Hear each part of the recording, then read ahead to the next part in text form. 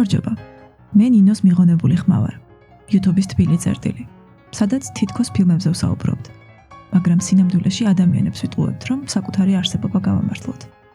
მრავლობით რიცხვში კი იმიტომ ვსაუბრობ, რომ მრავლობითობის შეგრძნება ვალიდურობის განცდას აჩენს. უფრო მარტივად რომ ვთქვათ, რაც უფრო მეტ ადამიანს შეერა ნარატივის, მით უფრო რეალური ხდება ის. ხო დაახლოებით ამიტომ საუბრობენ მეფეები მესამე პირში. მე ჰაიკუს არ ვწერ, თუმცა საკუთარ თავს მეც ველაპარაკები. ზოგჯერ პერსონაჟებსაც. ისევე როგორც შენ და ყველა დანარჩენი. უძილობას არ ჩავეხები, ეს ჩვენი ეპოქის საერთო სიმპტომია. თუ შენი ცხოვრება შედგება სამუშაოსგან, რომელსაც ვერიდან, ელულობ ნიუთებს, რომლებიც არ გჭირდება. იმ ადამიანებზე შთაბეჭდილებისთვის, რომლებიც არ გადარდებს.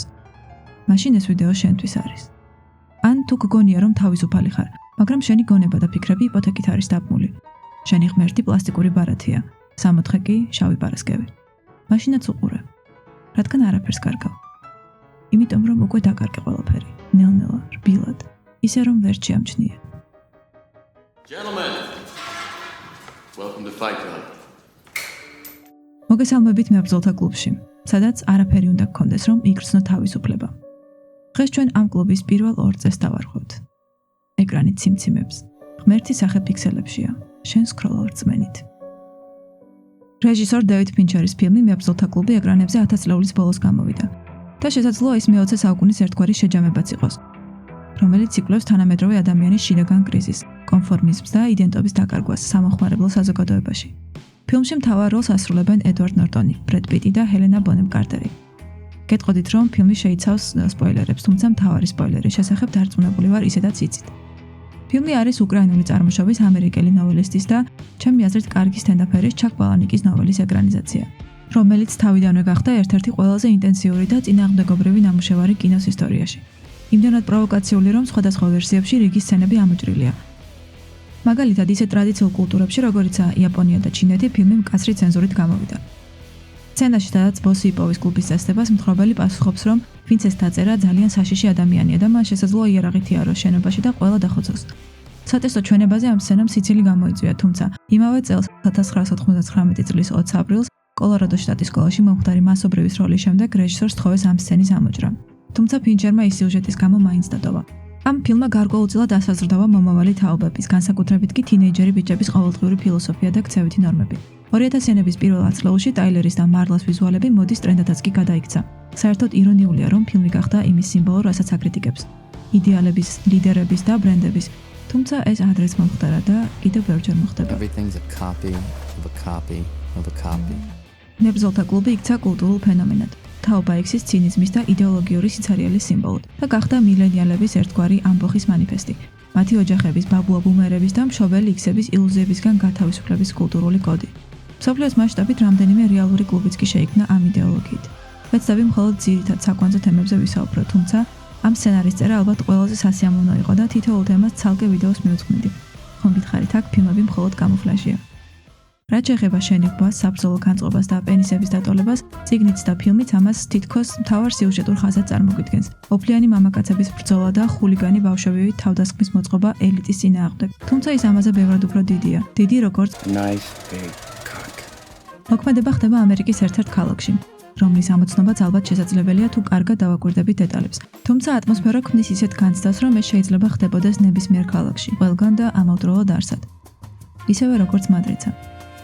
ფინჩერის საფირმა მონოქრომატული და კონტრასტული მომწვანო მოყვითალო დონებით.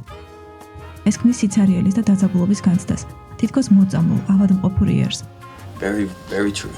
სწორედ პირველი ვიზუალური ესთეტიკური შთაბეჭდილება ქმნის ფინჩერის ფილმებში მის უნიკალურ, ცივ და ინტელექტუალურად დატვირთულ ვიზუალურ ხელწერას და გაიძულებს გონებრივი რესურსების ხარჯვას, რომ გაიგო რა ხდება ამ სცენაში. თუმცა ეს გამხსნელ სცენამდე უფრო ადრე იწყება. ერთგვარი foreplay, რომელიც მაყურებელს ამზადებს ემოციურად. გულისხმობ title sequence. ანუ საწყისი ტიტრების გამოყენება ფილმში. კონკრეტული ფილმისთვის შერჩეული ფონტით, ფერთა პალიტრით, ანიმაციით და შესაფერისი მუსიკით, რომელიც ფილმის შესახებ განწყობას თავიდანვე გვიქმნის. კარგი ნაწარმოები კი როგორც წესი კომპლექსურად არის კარგი და მისი შემადგენელი ელემენტები თანაბრად გულმოდგინედ არის არტისტების მიერ შესრულებული. თქვენს ბევრი მაგალითი გაგახსენებათ საყვარელი ტელეშოუებიდან, ანიმაციებიდან თუ ფილმებიდან, როცა საწყისი ტიტრები თავისი მუსიკით ლამის ფილმის ტოლფასია. და როგორც დროის მანქანა ისე გადაგისვრის ფილმის სამყაროში. თუმცა თანამედროვე კინო ხშირად იწყება პირდაპირ მოქმედებით, ტიტრების გამოტოვებით. თითქოს რეჟისორი ცდილობს ის ძვირფასი დრო არ დაკარგოს, რომელიც მაყურებლის ყურადღების მოდუნებამდე მიაღწევს კულმინაციურ მომენტს. ეს ცნობილია როგორც attention span, ანუ ყურადღების ხანგრძლივობა. ეს არის დროის მონაკვეთი, როცა მაყურებელი კონცენტრირებულია ერთ სტიმულზე, ისე რომ მგონება არ გადაერთვება სხვა საკითხზე. ანუ თუ რამე ახალი არ ხდება, რაც ხელახლა დაიჭერს ინტერესს, მაყურებელი სავარაუდოდ გამორთავს ფილმს. თანამედროვე ციფრულ მედიაში ეს ხანგრძლივობა ბევრად ნაკლებ 30-90 წამში ადგენს. როცა გონია რომ მოინტერესო ვიდეო ასკროლე, იცოდე რომ უბრალოდ დაგიჭირეს იმ განცდით, რომ შემდეგი ვიდეო უფრო საინტერესო გონია და შენ აკონტროლებ რას უყურო. შენ სინამდვილეში არაფერს აკონტროლებ. მხოლოდ მოიხმარ. მეაბრძოლთა კლუბის ტიტრების ანიმაცია ეკუთვნის ვიზუალური ეფექტების სტუდია Digital Domains, რომელიც მოამზადა სამედიცინო ილუსტრატორმა. ეს არის სრულად კომპიუტერულად გენერირებული უწყვეტი კადრი მთხრობელის ტვინის ცენტრიდან, ნეირონების და ტვინის უჯრედული ქსელების გავლით, პირზე მიბჯენილ იარაღამდე. მოგზაურობა იწყება ამიგდალას ცენტრიდან, ანუ ტვინის იმ ნაწილიდან, რომელიც პასუხისმგებელია შიშებზე, აგრესიაზე და ემოციებზე. რეჟისორმა ეს ანიმაცია თავად დააფინანსა, რადგან სტუდიამ უარი განაცხადა იმ მოტივით, რომ ეს ფილმის ინტერესებს არ ემსახურება. ტიტრები, რომელიც პირდაპირ გეუბნება, რომ რაღაც ბნელი, ქაოტური და თავბრუდამხვევი დაიწყება, რომელიც ტვინში გაივლის და გონებას დაგაკარგვინებს. გერმანულში არის ერთი სიტყვა, რომლის პირდაპირ თარგმანია კანთან ახლოს ან კანით შეგრძნება. წარმოიდგინეთ ფილმის დასაწყისი ამ ანიმაციის და Das Brothers-ის პანკ მუსიკის გარეშე. რაც შეეხება დასასრულის ტიტრებს, ოფიციალურ DVD ვერსიაზე ბოლოს ჩნდება ტაილერის საიდუმლო მესიჯი.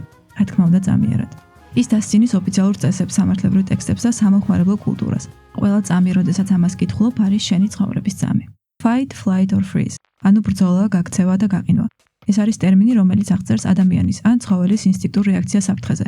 ეს რეაქცია კი წარმოიქმნება ამიგდალაში და ამოქმედებს სხეულის გადარჩენის მექანიზმს. ამიტომ კონფლიქტზე ზოგიერთი ადამიანი აგრესიულად რეაგირებს, ზოგი ჩუმად იმალება, ზოგი კი შეშდება. თუმცა ფსიქოტიპების მიხედვით ბრძოლას ყველაზე ხშირად ქოლერიკი, ანუ დომინანტური ტიპი ირჩევს.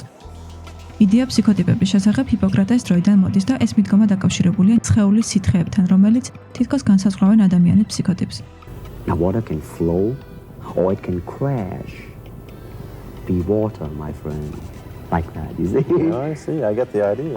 I get the... ეს არის მებრძოლის არქეტიპი, მაღალი ენერგიით, სწრაფი რეაქციის და უდიდესი შემოქმედებითი რესურსის მქონე პიროვნება, რომელიც არასწორად განვითარების შემთხვევაში იქცევა დესტრუქციულ ძალად. ის ცეცხლი, რომელიც სამყაროს აშენებს, იწყებს მის დაწვას. ჩაკ პალანიკი კი ბევრად უფრო დეტალურად აღწერს სასაფეთქებელი მოწყობილობების რეცეპტს და მექანიზმს, რომელიც ფილმში არ გამოიყენეს უსაფრთხოების მიზნიდან გამომდინარე. ვივარაუდებ, რომ ფილმი ნანახი გაქვთ, ამიტომ მხოლოდ მოკლედ გავიხსენოთ სიუჟეტი. ფილმი ინარჩუნებს წყაროს ორიგინალურ სტილს, სწრაფ ტემპს, იუმორს, თუმცა წიგნში ტაილერი ბევრად ბრუტალურია. სიუჟეტი ვითარდება ედვარდ ნორტონის პერსონაჟის გარშემო, რომელიც მოხსენიებულია როგორც ნარატორი, ანუ მთხრობელი. ის მონოტონური საოფისე რუტინის მსხვერპლია, This is your life and it's ending 1 minute at a time. რომელიც უძილობით იტანჯება და თანდათან კარგავს რეალობის შეგრძნებას. მოულოდნელად იგი ხვდება თავდაჯერებულ, ქარიზმატულ და ანარქის ფიგურას, ტაილერ დერდენს, რომელიც თანამედროვე საზოგადოების ყველა ფასეულობას უარყოფს. ანუ ყველაფერი ის, რასაც ასე ებღაუჭება მთხრობელი. Things you own end up owning you. ისინი ერთად ქმნიან საიდუმლო კლუბს, სივრცეს, მამაკაცებისთვის, სადაც ისინი იკრიბებიან ფიზიკური ტკივილის და ემოციური თავისუფლების მისაღწევად. კლუბი ნელ-ნელა იზრდება, იცვლება და გადაიქცევა ანარქისტულ ორგანიზაციად, რომელიც მიზნად ისახავს კორპორატიული სამყაროს განადგურებას. ეს არის პროექტი ქაოსი. კულმინაციურ მომენტში მაყურებელი აღმოაჩენს, რომ ტაილერი მთავარი გმირის ალტერ ეგოა, მისი დაუნდობელი, თავისუფალი და დესტრუქციული მხარე. თუმცა ამაზე მინიშნებები თავიდანვე არის. You got it. No. Do not fuck with us. დაახლოებით მე-4 წუთზე ტაილერის ფიგურა ჩნდება წამიერად. კიდევ რამდენჯერმე სანამ ბოლოს ის აეროპორტში არ გამოჩნდება მთხრობელის საპირისპირო მიმართულებით მიმავალი. Could you wake up as a different person? როცა ის ამ სიტყვებს ამბობს. მთხრობელის ფრაზა, რომ საკუთარ თავთან ბრძოლა ტაილერთან პირველ ბრძოლას ახსენებს. For some reason I thought of my first fight with Tyler. ტელეფონის აპარატს აქვს წარწერა, რომ ის არ იღებს შემომავალ ზარებს. შესაბამისად, ტაილერს არ შეეძლო მისთვის დაერეკა. ეს მხოლოდ მთხრობელის თავში ხდება. ტაილერის საპნის სიმბოლო არის ორი ფიგურა ერთმანეთთან პირისპირ მოტრიალებული. ამ სცენაში საჭესთან ზის ტაილერი, თუმცა, როდესაც მანქანა ამბრუნდება, ის მთხრობელს ამოათრევს მძღოლის მხრიდან. ასევე წარწერა ჟურნალის გარეკანზე Yourself the Tea. იგივე წარწერა სამჯერ მარლას სასტუმროს კედელზე. სხვათა შორის არსებობს თეორია, რომ მარლაც მისი ფემინური ალტერ ეგოა. ტაილერი, როგორც მამის ხატი და ზოგადად მამაკაცის ფიგურა ცალსახაა და რეალურად ფილმიც სწორედ ამაზეა. ტაილერი არის ის, ვინც მასთან ერთად ბარის ქვეშ იბრძვის, ხოლო მარლა ის, ვინც ემოციურ სუროგატებს ეძებს მხარდამჭერთა ჯგუფში. მარლა შეიძლება ამ ჭრილში დავინახოთ თავისი ოიდიპოსებით და მსგავსი ტრაგიკული ვაჟებით, რომელთაც დედის ყურადღება და სიყვარული სჭირდებათ. ასევე ფაქტი, რომ ტაილერი და მარლა არასდროს არიან ერთ ოთახში. თითქოს ეს პერსონაჟები ერთმანეთს სცენას უთმობენ წარმოდგენისთვის. ამ სცენაში მთხრობელი მათ მშობლებს ადარებს. ტაილერის მნიშვნელობაზე ბევრს ვისაუბრებთ, ხოლო მარლა როგორც ალტერ ეგო სუსტი თეორია. მით უმეტეს ბევრი მტკიცებულებაა, რომ ის დამოუკიდებელი პერსონაჟია, რომელსაც ამჩნევენ, ესაუბრებიან და ნარატორს მასთან ბევრად კომპლექსური ურთიერთობა აქვს ვიდრე ტაილერთან, რომელსაც ის წინააღმდეგობასაც ვერ უწევს. კარგად რომ გავიგოთ ფილმის არსი, უნდა გავიცნოთ წიგნის ავტორიც, რომელიც თავად თვლის, რომ ფინჩერის ფილმი მისი ნოველის გაუმჯობესებული ვარიანტია. მისი ოჯახის მძიმე ისტორია ორი თაობით ადრე იწყება. ბაბუამ ლეო პალანიკმა ეჭვიანობის ნიადაგზე ცოლი, ანუ ჩაკის ბებია მოკლა. ერთი შვილი დაჭრა, ხოლო ჩაკის მამა, რომელიც მხოლოდ 3 წლის იყო, სიკვდილს იმიტომ გადაურჩა, რომ საწოლის ქვეშ ემალებოდა მამას, სანამ ის სიცოცხლეს თვითმკვლელობით დაასრულებდა. ჩაკი თავად ამბობს, დულმა და ბაბუას ისტორიამ დამანახა, რომ ადამიანებში რაღაც დევს, რაც მუდმივად ცდილობს ღმერთად გახდომას, ძალადობის ან კონტროლის გზით. ჩემი წიგნები ამ ბრძოლაზეა. ოჯახური წრე თითქოს მოცულია მამაკაცური აგრესიის არქეტიპის წყევლით, რომელიც მემკვიდრეობით გადადის. ეს არის ძალადობა, როგორც გაუცნობიერებელი პასუხი უსუსურობაზე. უშუალოდ წიგნის იდეა კი ერთმა შემთხვევამ გააჩინა. ის სამსახურში ერთხელ კარგად ნაცემი მივიდა, თუმცა ეს არავინ შეიმჩნია. ეს გამოიწვევდა მათი მხრიდან ემპათიის საჭიროებას. ამან ჩაკი დააფიქრა იმაზე, რამდენად ცდილობენ ადამიანები რეალური მტკივნეული თემებისგან თავის არიდებას და როგორ გახდა საზოგადოება გულგრილი. მან დაწერა თავისი პირველი რომანი Invisible Monsters. მაგრამ გამომცემელმა მიიჩნია, რომ ის მძიმე და შეურაცხყოფელი იყო მკითხველისთვის. ამის შემდეგ მან დაწერა მებრძოლთა კლუბი. როგორც ის ამბობს, გამოცემის იმედი არც ჰქონია. მხოლოდ სურდა, რომ რაღაც ისეთი მიეტანა, რასაც ვერასდროს დაივიწყებდნენ. ის რომ ტაილერი მთხრობელის ალტერ ეგოა, ნოველაზე მუშაობის დროს გააცნობიერა, თუმცა თავიდან ასე არ იყო ჩაფიქრებული. უსახელო მთხრობელი, უძილო, გადაღლილი, ადამიანი კი არა სიმპტომია. ეს არის კულტურის სახე, რომელმაც ყოფნა ჩაანაცვლა ქონით, ადამიანის ქონით. მისი მე განსაზღვრულია ბრენდებით, ავეჯით და ბონუს ქულებით. I had everything in that suitcase. My CK shirts, my DKNY shoes, my AX ties. ის თავს იმშვიდებს იმით, რომ მისი ჭურჭელი უბრალო მშრომელი აბორიგენების შექმნელია. მისი სოციალური ატრიბუტებია ვიღაცის სახელიანი ტრუსები და ბრენდული ყავა. ფინჩერი ბინას იღებს როგორც სარეკლამო რგოლს და სრულდება უნიტაზე მჯდომი კაცით, რომელიც მონელების პროცესშივე იღებს ახალ პროდუქტს. ის არც პორნოგრაფიას უყურებს და არც ინსტაგრამის შორთებს, არამედ იკეას კატალოგს იმ იმედით, რომ ახალი ნივთი შეავსებს სიცარიელეს. ნარატორს ხშირად უყვარს გამეორება, რომ ის ძენის ფილოსოფოსია, დაოს იდეას ჩასწვდა. ნამდვილი ბრძენი კი ეტყოდა, რომ ბინის სივრცე ლიმიტირებულია და მას აუცილებლად ამოავსებ თუ მოისურვებ. ხოლო შინაგანი სივრცე უსაზღვროა. ამ თემაზე 88 წლის სამეცნიერო ფანტასტიკურ სატირას გირჩევთ სახელწოდებით ისინი ცხოვრობენ, სადაც მთავარი გმირი უცნაურ მზის სათვალეს იპოვის. არა ხვლიკის სისხლით, თუმცა უცნაური ფილტრით, რომელიც რეალობას აჩვენებს, სადაც სამყაროს უცხოპლანეტელები მართავენ. სარეკლამო ბანერები კი მოკლე და კონკრეტულ მესეჯებს გადმოსცემენ შელამაზების გარეშე. დაემორჩილე, იყიდე, მოიხმარე, დაიძინე. ეს არის კაპიტალიზმის და მედიის კრიტიკა და ძალიან ცუდი ანიმატრონიკა.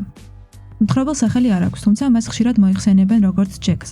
მიზეზი კი ის არის, რომ ტაილერის სარდაფში ძველ წიგნებში ის აღმოაჩენს მთელ სერიას, სადაც ადამიანის ვინმე ჯეკის ორგანოები პირველ პირში საუბრობენ. თუმცა წიგნში ეს უბრალოდ უფრო ხშირად მეორდება და გამოხატავს მის ემოციურ მდგომარეობას. მაგალითად, მე ჯეკის გამძარებული ნაღველი ვარ, ან მე ჯეკის ცივი ოფლი ვარ და ასე შემდეგ. I get cancer. I kill Jack. ასევე საუნდტრეკს სათაურად აქვს ჯეკის დამცინავი შურისძიება, ამიტომ ჩვენც ჯეკი დავუძახოთ. ბობი არის ჰორმონებით გამოტენილი მაჩო ტიპი, კლასიკური 80-იანების გუნთიანი კაცის იდეალი, რომელიც შემდეგ გადაიქცა საკუთარი ჰორმონალური სისტემის მსხვერპლად. შიდა ქიმიის და ბიოლოგიური ვერაგობის შედეგად, თითქოს მასთან ტაილერი ინვერსიულად მოქმედებდა. კლუბში ვხედავთ ამერიკული ოცნების სიმბოლოს, რომლის ფონზეც იმედაკარგული მამაკაცები ერთმანეთს ეხუტებიან და დირიან. ჯეკის წრემლიანი სახე კი რორშახის ტესტს გავს.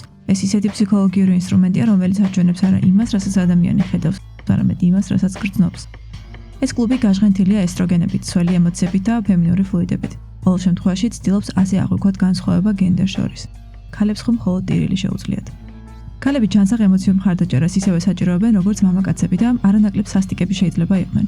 ჩვენი ევოლუცია ხომ ქალების მიერ ფარულად ჩატარებული კასტინგია, უკეთესი გენების პრეზერვაციის იმედით. This is cancer, right? ამ იდილიას არღვევს სწორედ ქალის შემოსვლა ამ თბილ წერტილში. ეს ჰელენა ბონემ კარტერის პირველი სცენაა, თუმცა მგონია ეს კადრი უფრო არის რეალური მარლას პერსონაჟის შემოყვანა, ეგრეთ წოდებული character introduction. ისეთი გენიალური არა, როგორც ჯეკ ბეღურას ფსკერისკენ მიმავალი გემით შემოსვლა, თუმცა უდაოდ დასამახსოვრებელი. მარლა არის ის, რაც ჯეკს ნამდვილად უნდა, თუმცა ამას უარყოფს. როგორც პატარა ბიჭი, სიყვარულში რომ გამოიჭერენ და თავის გასამართლებლად ამ გოგოს დაცინვას დაიწყებს. No, God, not at all. I am Jack's raging bile duct. ჯეკის იაპონური ტექსტები ფუტკრებზე კი გვაჩვენებს როგორი დამოკიდებულება აქვს მას მდედრობით სქესთან. ფუტკრებში სრული მატრიარქატია. ჯეკის ანუ ტაილერის აზრით კი მამაკაცი ქალთან სრულ დომინაციაში უნდა იყოს. სექსიც არა სიყვარულის, არამედ ორთაბრძოლის სიმბოლოა, თუმცა მნიშვნელოვანი დეტალის გამოტოვებით. არავითარი რეპროდუქცია, რადგან ეს ნიშნავს, რომ უკვე მხოლოდ ჩვენს თავს აღარ ეკუთვნი. ფრაზა, რომელსაც მარლა ტაილერს სექსის შემდეგ ეუბნება, რამდენჯერმე შეიცვალა. My God. I haven't been fucked like that since grade school. წიგნში ის ამბობს, მე მინდა შენგან აბორტი, რაც სტუდიამ მიუღებლად ჩათვალა. არც ბრედ პიტი ყოფილა თანახმა იმ მოტივით, რომ ამ ფილმს მისი მშობლებიც ნახავდნენ. მამები, შვილები, რეპროდუქცია და სიცოცხლის გაგრძელება ფილმის ბევრად უფრო ღრმა შრეა, ვიდრე ეს ერთი შეხედვით ჩანს. ჯეკის დამოკიდებულება მის მამასთან, რომელსაც ტაილერის ხმით აშღერებს. Fuck my dad. თავად კი მის ბოსს ეჩუბებოდა. Fight my boss, probably. ბოსი ამ შემთხვევაში მამის სუროგატია. ისევე როგორც კორპორაცია, ნებისმიერი იერარქიული სისტემა, ღმერთი, რომელსაც პროექტი ქაოსი ანადგურებს ტაილერის სახელით. ფინალური სცენა, სადაც სათამბჯენები იშლება, ამ კორპორატიული ძალაუფლების მონოპოლიის და ერთგვარი ფალიკური სიმბოლიზმის ნგრევაა. ასევე მარლას ფრაზა, რომ პრეზერვატივი ჩვენი ეპოქის ბროლის ქოშია. ის რომ ჩვენ შეგვიძლია ვაკონტროლოთ და თავად განსაზღვროთ, როდის გავხდეთ მშობლები, მართლაც შეიძლება გავდეს ზღაპრულ ჯადოქრობას. ამ პასუხისმგებლობის გრანდიოზულობაზე კი გირჩევთ ეს ფილმი ნახოთ. თუმცა, აქ მარლა უფრო სხვა კონტექსტში ახსენებს ამას. ის ეხმიანება ჯეკის განცდებს, რომ ყველაფერი ერთჯერადია. სამგზავრო ზომის პროდუქტები, თითო პორციად, ერთჯერადი გამოყენების ჰიგიენური საშუალებები, ერთჯერადი მოკლევადიანი ნაცნობები. თუმცა ზოგჯერ ეს არც ისე საშიშია, როგორც ჯეკი მას აღწერს. ხშირად უცხოსთან უფრო გულწრფელი ხარ, იმიტომ რომ მისგან არაფერს, განსაკუთრებით კი საფრთხეს არ ელოდები. როცა ჯეკი ტირის, ისმის საეკლესიო მუსიკის ხმა. And then something happened. I let go. Lost in oblivion. Dark and silent and complete. ეს არის მისი ღმერთთან მიახლოება, ემოციური კათარზისი, რომლის შემდეგაც მას ბავშვივით ეძინება. Losing all hope was freedom. ტაილერთან შეხვედრამდე ჯეკი უკვე გაორებულია. ფინანსურად სტაბილური, სოციალურად მისაღები ოფისის პატარა პლანქტონი, რომლის სულიერი ცხოველიც არის პინგვინი.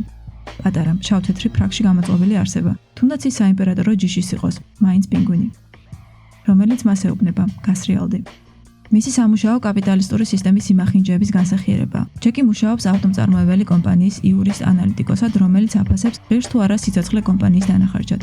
თუ სარჩელის ღირებულება მეტია, ვიდრე წუნდებული მოდელის უკან გამოთხოვა, ხალხი იღუპება. ცოცხლად იწვის. ის არის ცივი, მექანიკური, ბიუროკრატიული ღმერთის მორჩილი შვილი. Which car company do you work for? A major one. ღმერთი უაპელაციო წესრიგით. იუნგის აზრით ღმერთის ჩრდილოვანი მხარე ისეთივე რეალური და ავთენტურია, როგორც მისი შემოქმედებითი და სიცოცხლის მომნიჭებელი მხარე. ფროიდისთვის ეს იქნებოდა სუპერეგოს ტირანია. გარე მორალი, რომელიც აკონტროლებს ადამიანს, მაგრამ არ აძლევს აზრს. რომელსაც ვერ აუჯანყდები და თუ მაინც უკმაყოფილო ხარ, შეგიძლია ბობის მკერდში იქვითინო. და ვინ არის ღმერთი თუ არა ორსახოვანი იანუსი? ტაილერი. ლავკრაფტისეული მომღიმარი ტრიქსტერი ღმერთი, მანიაკალური ენერგიით, გმირის ჩრდილი, მამის უარყოფილი შვილი, ცინიკური, ინტელექტუალური გენია. ყველა დანარჩენს შორის ეს ჩემი ყველაზე საყვარელი თემაა. და მსგავს პერსონაჟებს ხშირად განვიხილავ, რაც მრავლად არის. სინამდვილეში ეს დისპოზიცია და დაპირისპირება ყველაზე ძველია სამყაროში. სწორედ ამიტომ მეორდება ის ხშირად. ზუსტად ეს ენერგია ატრიალებს ცვლის, ქმნის და ანადგურებს სამყაროს. ამიტომ ხშირად ყველაზე ბანალური და მარტივი ფაბულის უკანაც კი ეს იმპრინტებია. კეთილის და ბოროტის, სამართლიანობის და უსამართლობის დაპირისპირება. და მნიშვნელობა არ აქვს, რამდენად იდეალურია სამყარო. სამოთხის ბაღის იდილიაც სრულდება ოდესმე. უამრავი მაგალითიდან შესაჯამებლად მეროვინგენის და ნეოს ამ სცენას გამოვარჩევდი. მეროვინგენი იგივე ფრანგი არის ძველი მატრიციდან შემორჩენილი პროგრამა, რომელიც აღარ ემორჩილება სისტემას. ის განასახიერებს იგივე ანარქიას, კორუფციას, ძალაუფლებას და რა თქმა უნდა ჰედონიზმს. გვაჩვენებს, რომ ჩვენ ჩვენი სურვილების მონები ვართ და თავისუფალი არჩევანი არ არსებობს. ეს არის სისტემის შიგნიდან და გარედან კრიტიკა, რომელიც გვაიძულებს საკუთარ ბუნებას პირისპირ შევაჯახოთ. ამ სცენის მეტაპასუხი კი არის თავად არქიტექტორთან შეხვედრა.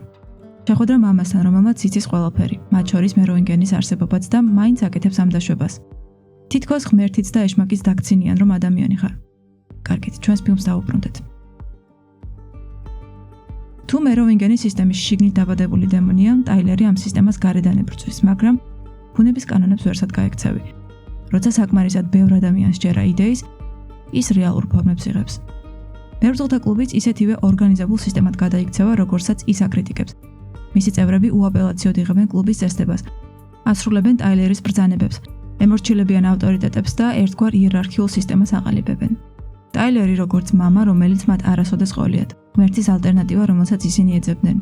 სიძულველი მამის და ღმერთის მიმართ ცალსახა და აშკარაა. ის ხშირად ითხოვს სამჯერ დაპირებას, სამჯერ გამეორებას, როგორც იუდა ქრისტეს ისე კოცნის ჯეკს და მისგან მოელის მსხვერპლს. საპნის დამზადების ისტორია მთლიანად ადამიანურ მსხვერპლს ეხება. მიგვანიშნებს, რომ წინაპრების მსხვერპლი წმენს მომავალი თაობებისთვის გარემოს. საერთოდ ტაილერი პარადოქსულია. სინამდვილეში სისტემის უბრალო ჭანჭიკებზეც იგივე შეიძლება ითქვას, რომ ისინი იღებენ მსხვერპლს, ანუ სწირავენ საკუთარ ინდივიდუალურ ოცნებებს საერთო და სამომავლო კეთილდღეობისთვის. ეს შესაძლოა ყველაზე ჰუმანური აქტიც კი იყოს. თითქოს საზოგადოება თავად გამოსრდის სუპერვარსკვლავებს ეხმარება მათ წინსვლაში, იმიტომ რომ ერთობლივად სჯერათ მისი. თუმცა ეს კლასიკური ტრიქსტერია, ამიტომ უნდა იყოს ამბივალენტური და პარადოქსულიც. ტაილერის იდეოლოგია ანტიჰუმანურია, თუმცა მას პირველ რიგში საკუთარი თავის სულს. ყოველი მომენტი გაჯერებული უნდა იყოს იმ ზღვრული შეგრძნებით, რომ ცოცხალი ხარ, თუმცა ყოველი წამით უახლოვდები სიკვდილს. გავიხსენოთ ერთი ვალირიული ფრაზა. ერთგვარი პერიფრაზი მემენტო მორის, რომელიც ან სრულ აპათიაში აგდებს ადამიანს, ან პირიქით მოტივაციას გაძლევს. დანებდე ან ემსახურო. ეს პატერნი ხშირად მეორდება ნებისმიერ იერარქიულ სისტემაში. სიკვდილის იერარქიის თავში დგას, ის დიდი მასწავლებელია. ბრედ პიტი ხშირად ატარებს ლურჯი ფილტრის ათვალეებს. ეს ათვალე ინსომნიით დაავადებულებს ეხმარება თვალის მოდუნებაში და დაძინებაში. საერთოდ ფილმი მთლიანად ძილღუძილის ზღვარზე ყოფნას ასახავს. ის ატარებს ტყავის ქურთუქს და ცხოველების ან მცენარეების პრინტიან პერანგებს, როგორც ბუნების ველური შვილი. აჩეჩილი თმები თითქოს ახლახანს მისდევდა ანტილოპას. ტაილერი და ჯეკი ყველაფერს ისე ათვალიერებენ, როგორც მტაცებელი ცხოველი, რომელიც საკუთარ ტერიტორიას შარდით ნიშნავს. დასაწყისში ჯეკი ჩამოთვლის კომპანიებს და მათ მისწრაფებებს თანქონ ყველაფერი. The IBM Stellar Sphere, the Microsoft Galaxy, Planet Starbucks. როგორც სახელებს დაირქმევენ ისინი მომავალში. ფილმის ბოლოს კი ტაილერიც პლანეტად გადაიქცევა.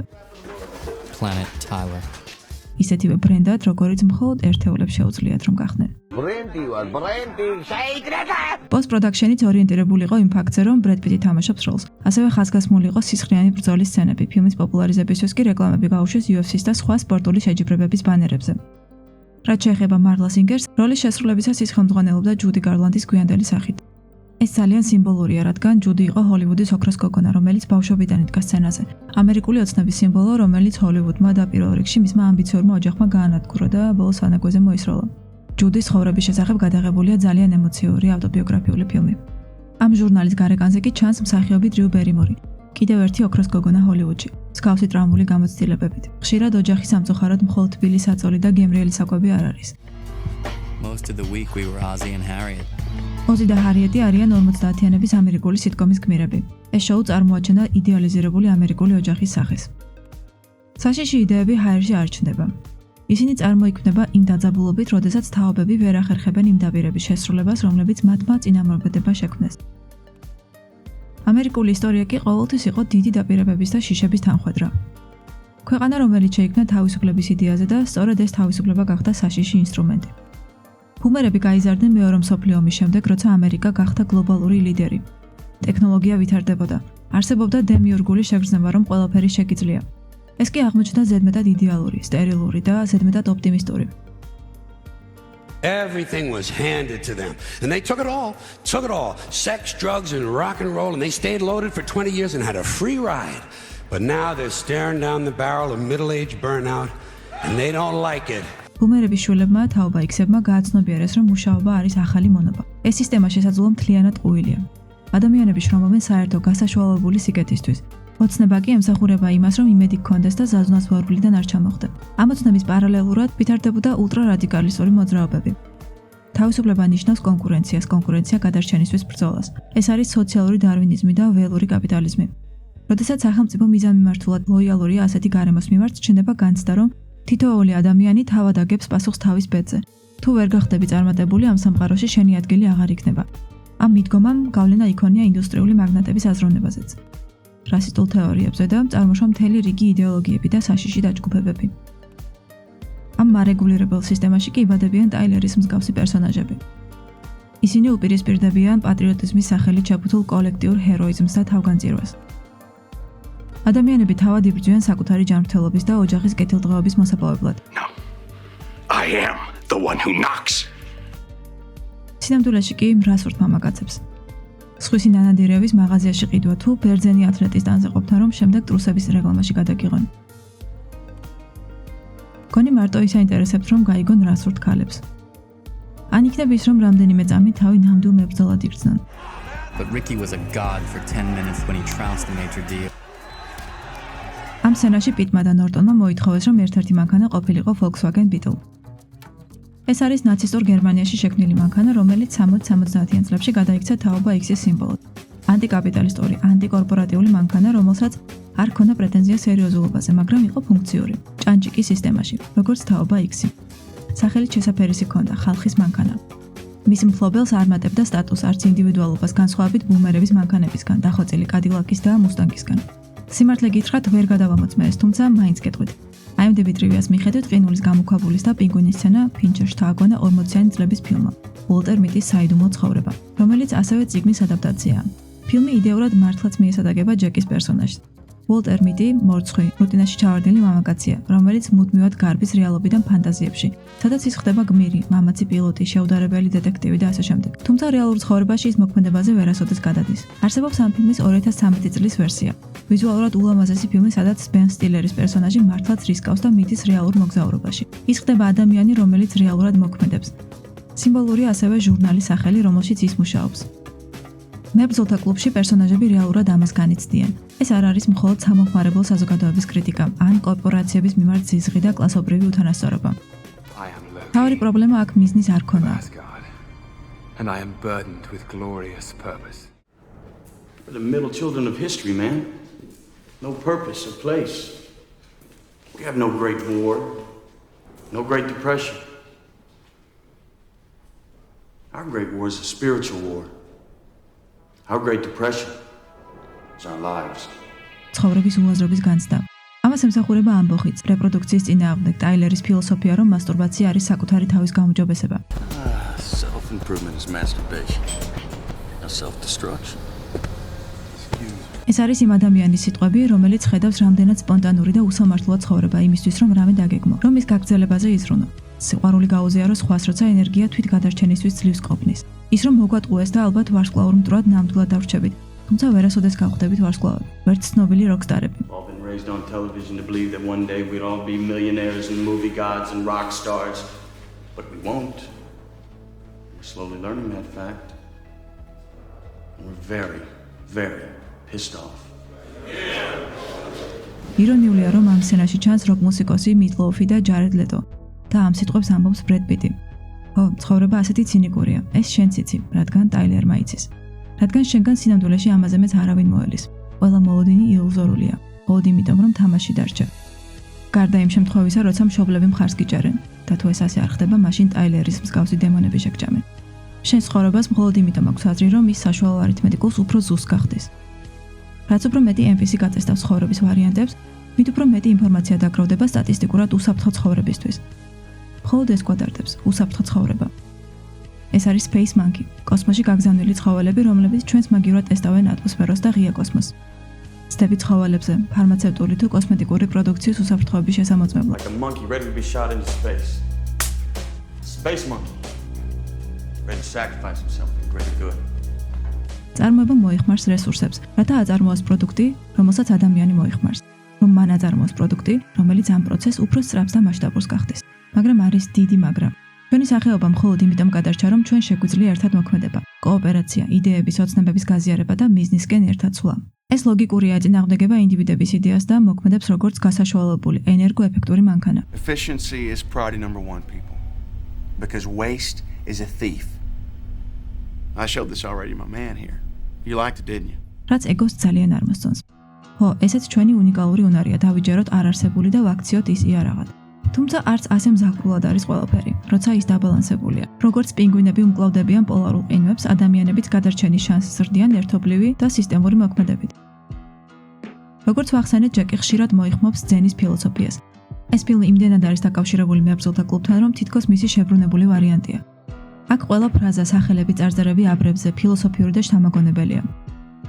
ესეც წიგნის ადაპტაცია, რომელიც ყოფილმა ათლეტმა საკუთარი გამოცდილების მიხედვით დაწერა. საინტერესოა, რომ მოსტატი სპორტსმენს ასევე ჯეკს დაარქმევს. ის კი მას სოკრატეს ეძახის.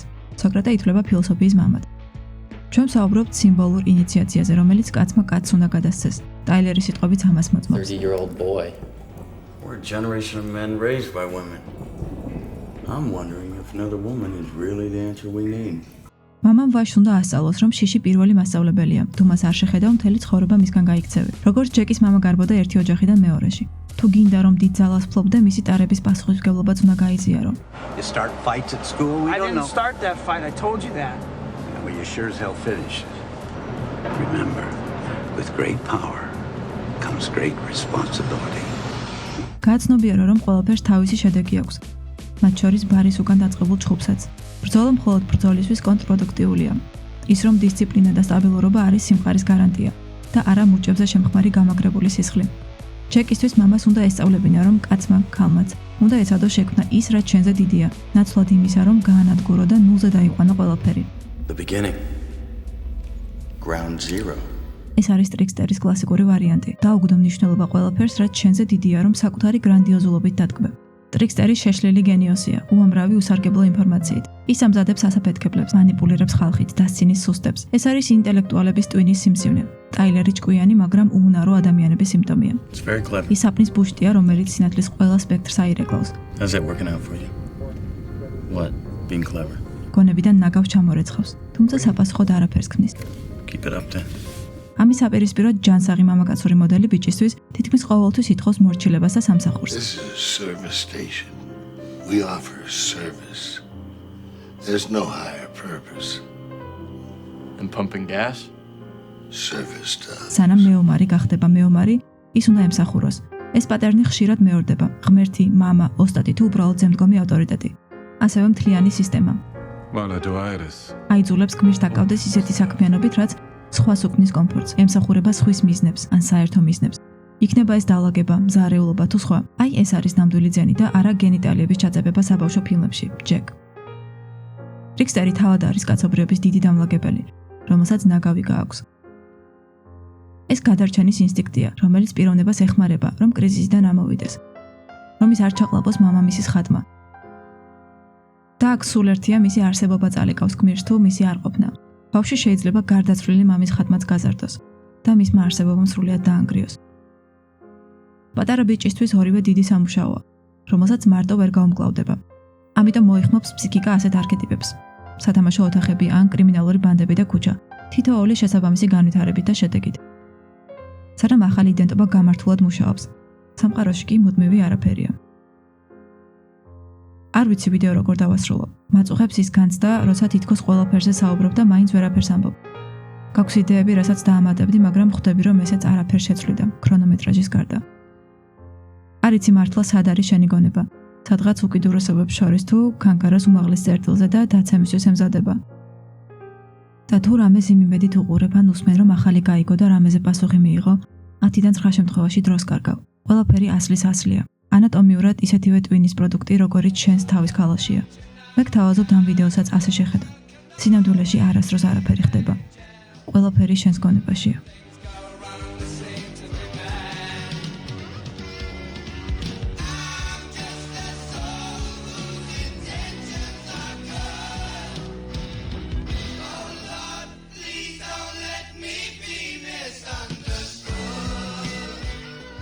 We should do this again sometime.